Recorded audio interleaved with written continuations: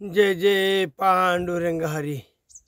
बुद्ध विटेवरी या चॅनलवर मी आपणा सर्वांचं सहर्ष स्वागत करीत आहे.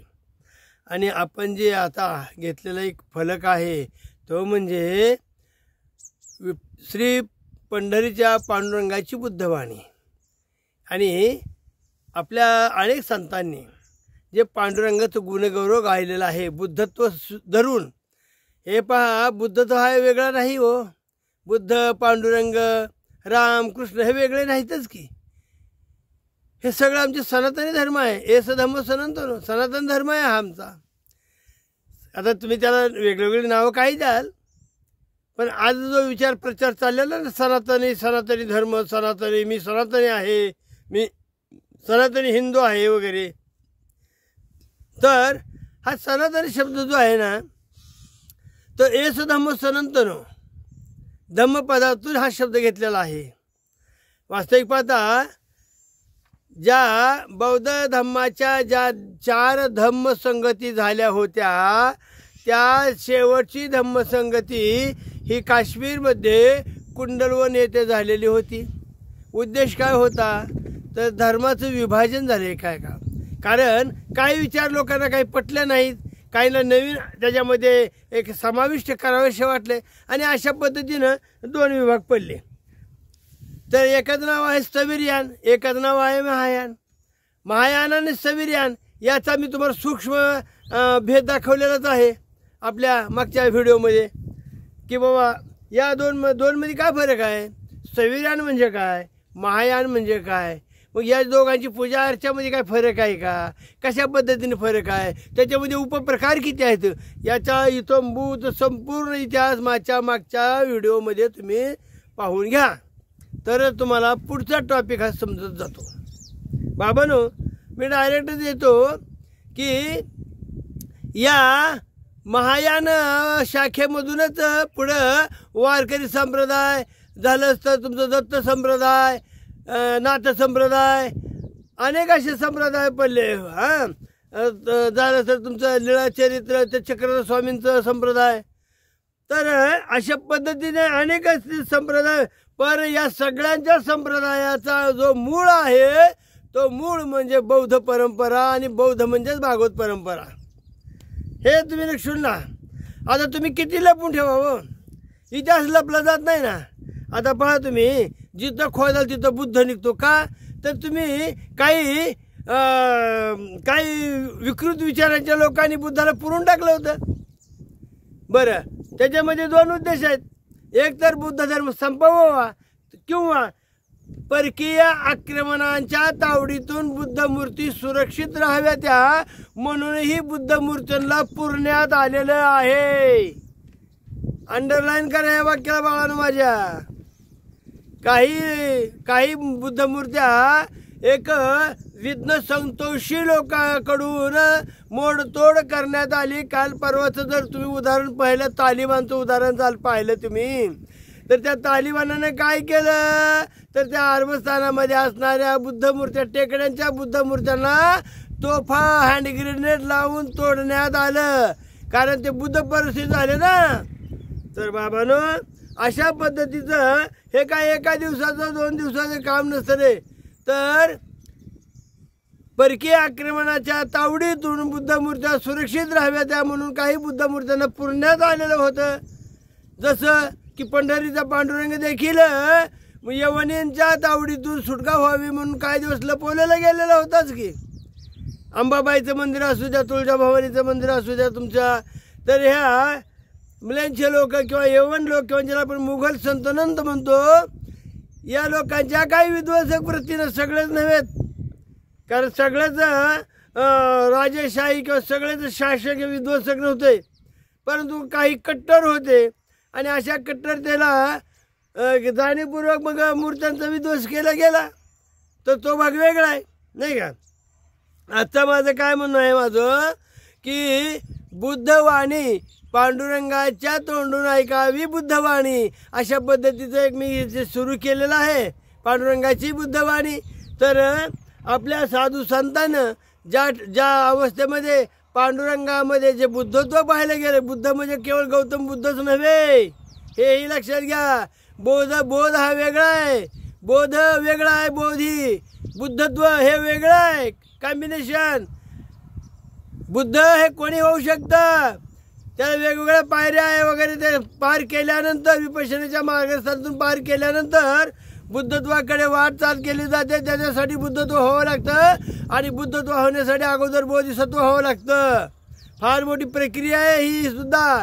आणि जवळजवळ 2500 वर्षातून आता मात्र एक बोधिसत्व जे निर्माण झालेले आहेत ते बोधिसत्व कोण आहेत, तर ते बोधिसत्व आहे डॉक्टर परमपूज्य बोधिसत्व डॉक्टर बाबासाहेब आंबेडकर.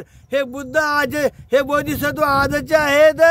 500 वर्षानं 1000 वर्षानं ते पुढचे बुद्ध होणार आहेत आणि ते 29वे बुद्ध म्हणूनच गणले जाणार आहेत.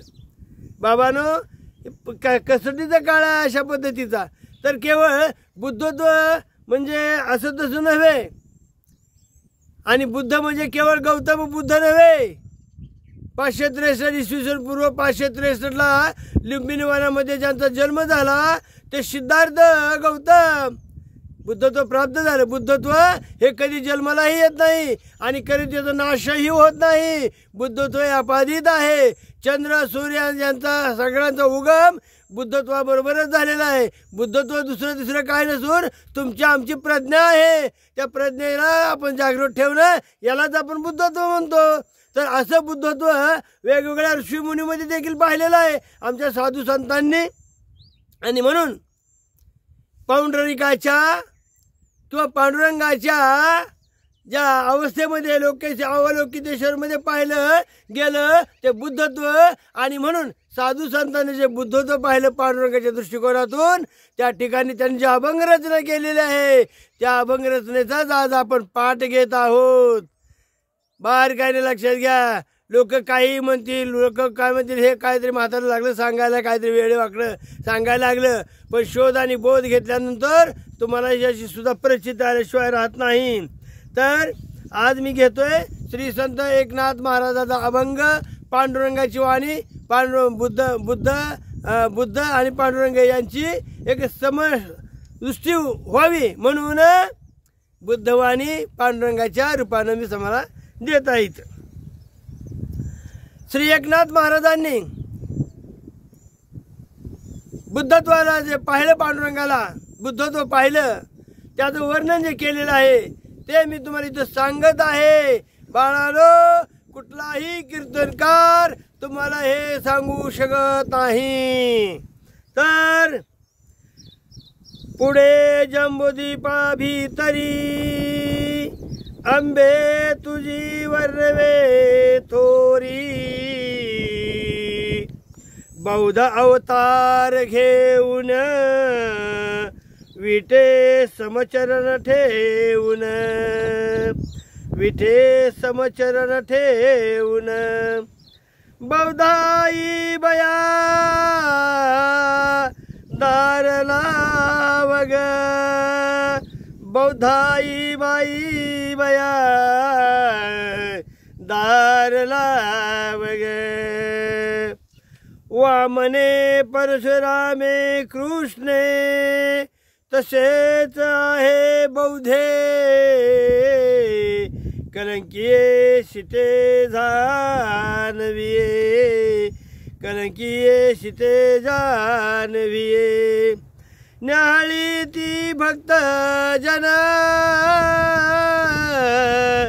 न्याहाळी ती भक्त जन, बौद्ध रूप अंबादान. अंबाबाई कोण आहे?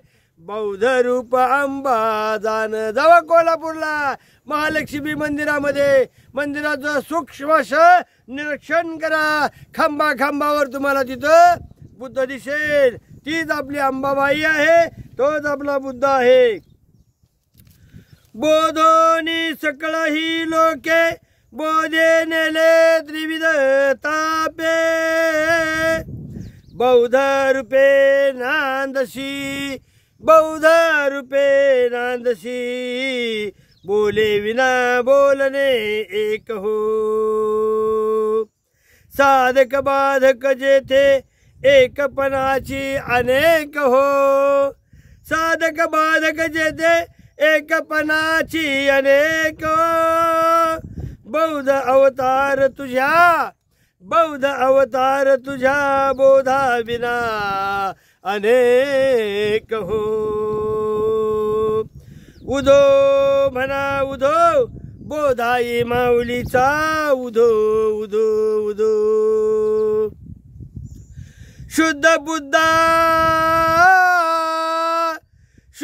बुद्धा खंडा हाती तेने आंबा शुद्ध बुद्ध खंड हाती तेने आंबा शोभती शरण जगदंबे तुझ ध्यास दे चित्ती ओ चित्ती धर्म लोपला अधर्म जहाला हे तू न पाहासी या लागी बौद्ध रूपे पंढरी नांदसी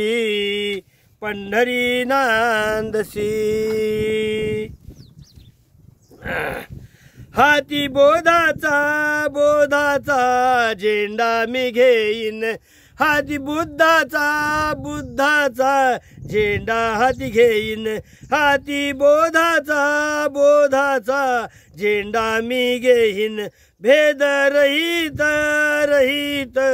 वारीस जाईन पूर्ण बोधाची घेईन मी परडी पूर्ण बोधाची घेईन मी परडी पूर्ण बोधाची पूर्ण बोधाची पगडी एवढी मज बोधाची ख्याती मा केलीस तू पडी पाडी